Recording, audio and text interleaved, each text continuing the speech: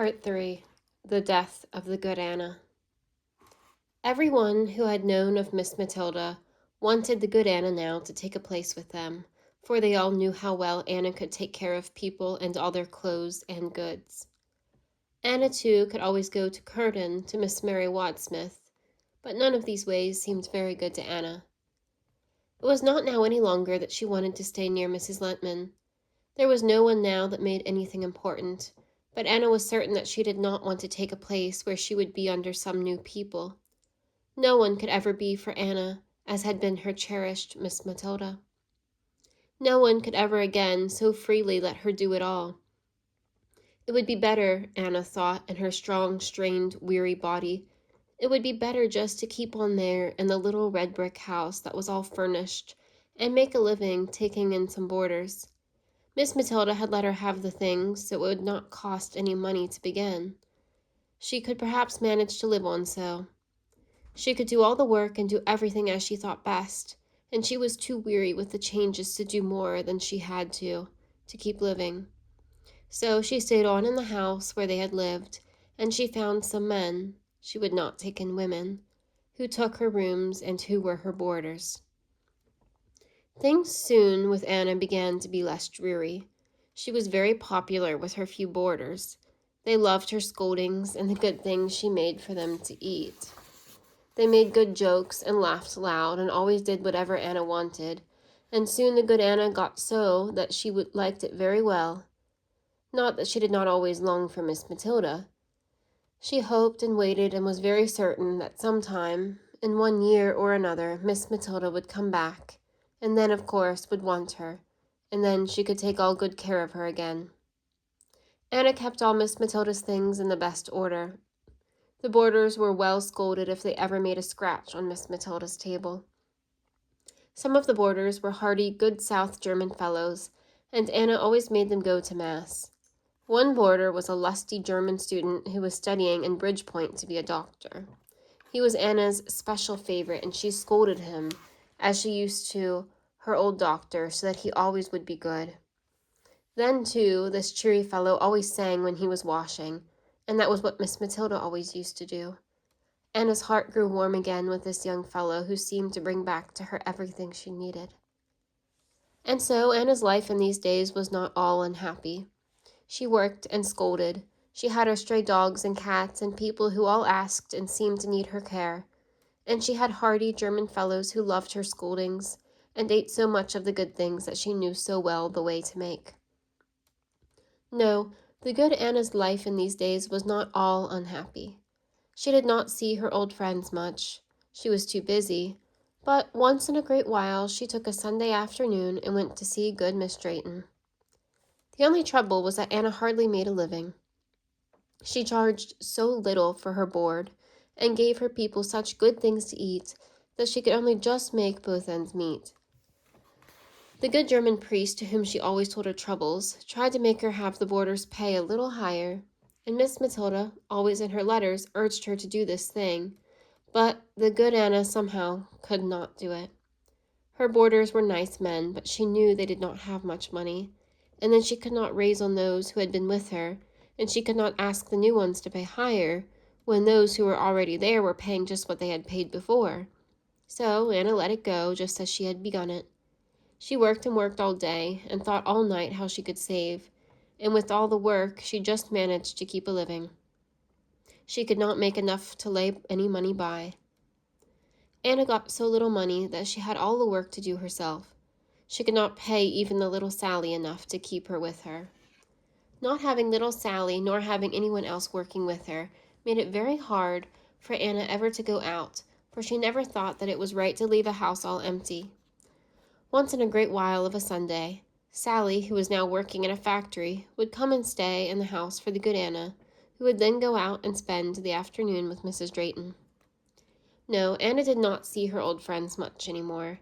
She went sometimes to see her half-brother and his wife and her nieces, and they always came to her on her birthdays to give presents, and her half-brother never left her out of his festive raisin bread-giving progresses. But these relatives of hers had never meant much to the good Anna. Anna always did her duty by them, and she liked her half-brother very well, and the loaves of raisin bread that he supplied her were most welcome. Now, and Anna always gave her goddaughter and her sister handsome presents, but no one in this family had ever made a way inside to Anna's feelings. Mrs. Lentman she saw very rarely. It was hard to build up new and old friendship when in that friendship there has been bitter disillusion. They did their best, both these women, to be friends, but they were never able to again touch one another nearly. There were too many things between them that they could not speak of, things that had never been explained nor yet forgiven. The good Anna still did her best for foolish Julia, and still every now and then saw Mrs. Lentman, but this family had now lost all its real hold on Anna. Mrs. Draitman was now the best friend that Anna knew. Here there was never any more than the mingling of their sorrows. They talked over all the time the best way for Mrs. Drayton now to do. Poor Mrs. Drayton, who, with her chief trouble, her bad husband, had really now no way that she could do. She just had to work and to be patient and to love her children and be very quiet. She always had a soothing mother influence on the good Anna, who, with her irritable, strained, worn-out body, would come and sit by Mrs. Drayton and talk all her troubles over. Of all the friends that the good Anna had had in these 20 years in Bridgepoint, the good father and patient Mrs. Drayton were the only ones that were now near to Anna, and with whom she could talk her troubles over. Anna worked and thought and saved and scolded and took care of all her boarders and of Peter and of Rags and all the others. There was never any end to Anna's effort, and she grew always more tired, more pale yellow, and in her face more thin and worn and worried. Sometimes she went farther and not being well, and then she went to see Dr. Herman, who had operated on good Mrs. Drayton. The things that Anna really needed were to rest sometimes and eat more so that she could get stronger. But these were the last things that Anna could bring herself to do. Anna could never take a rest. She must work hard through the summer as well as through the winter, else she could never make both ends meet. The doctor gave her medicines to make her stronger, but these did not seem to do much good. Anna grew always more tired. Her headaches came oftener and harder, and she was now almost always feeling very sick. She could not sleep much in the night. The dogs with their noises disturbed her, and everything in her body seemed to pain her. The doctor and the good father tried often to make her give herself more care.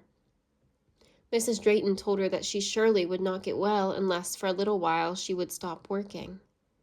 Anna would then promise to take care, to rest in bed a little longer, and to eat more so that she could get stronger. But really, how could Anna eat when she always did the cooking and was so tired of it all before it was half ready for the table? Anna's only friendship now was with good Mrs. Drayton, who was too gentle and too patient to make a stubborn, faithful German Anna ever do the way she should in the things that were for her own good. Anna grew worse all through this second winter. When the summer came, the doctor said that she simply could not live on so. He said she must go to his hospital, and there he would operate upon her. She would then be well and strong and able to work hard all next winter. Anna for some time would not listen. She could not do this so, for she had her house all furnished, and she simply could not let it go. At last a woman came and said she would take care of Anna's boarders, and then Anna said that she was prepared to go. Anna went to the hospital for her operation. Mrs. Drayton was herself not well, but she came into the city so that some friend would be with the good Anna. Together, then, they went to this place where the doctor had done so well by Mrs. Drayton. In a few days, they had Anna ready. Then they did the operation, and then the good Anna, with her strong, strained, worn-out body, died. Mrs. Drayton sent word of her death to Miss Matilda. "Dear Miss Matilda," wrote Mrs. Drayton, "Miss Annie died in the hospital yesterday after a hard operation. She was talking about you and Doctor and Miss Mary Wadsmith all the time. She said she hoped you would take Peter and the little Rags to keep when you come back to America to live. I will keep them for you here, Miss Matilda. Miss Annie died easy. Miss Matilda, and sent you her love." The end.